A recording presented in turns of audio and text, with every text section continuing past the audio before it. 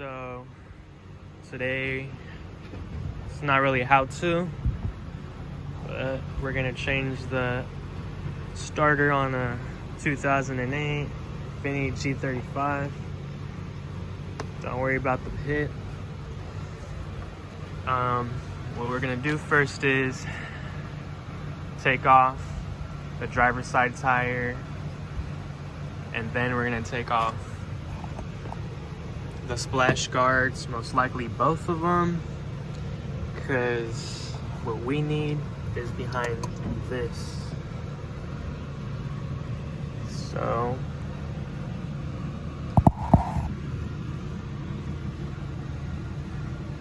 yeah, that's what we're gonna do. We're gonna start off by taking off the tire, splash guards, and all other splash guards down there. It's jacked up. Let's get to it. All right.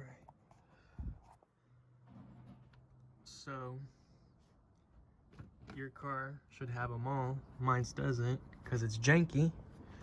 But we're gonna just unbolt all these little random bolts. Drop this just to have a better look at the starter that's down there. All right, so we're literally about to bang the starter that's that thing right there.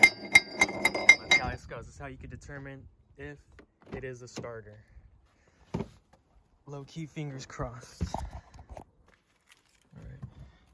Bye bye. No.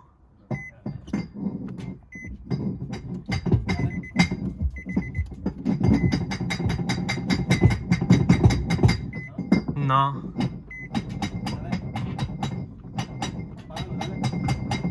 Ah, ok. No da. Ni quiere ni con los pegues ni quiere prender el güey. That's good. Good shit. Update time. So I've been beating the shit for an hour, and I got the old one out for surely as the original. It's a 08, so it definitely gave out. That's Nissan. Definitely took the tire off. Major help. Now I just gotta, you can't even see it, but get in there. You gotta attach. Oh shit.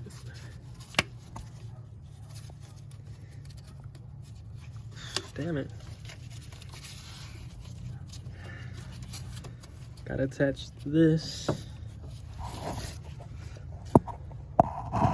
that.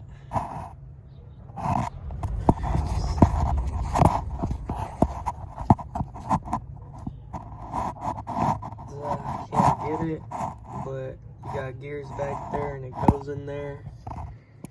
That's the starter. All shiny and nuky. And it was a really big bitch to get it in and out. Long story short, had to unbolt it by turning the wheel to get a better access. The only reason it worked is I got skinny hands, and I literally fed it all the way out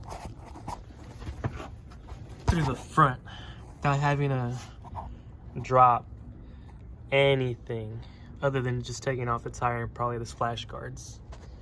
So there's enough space for it to come out through this side. You just gotta unhook a few things. 10 millimeter. This little bullshit right here.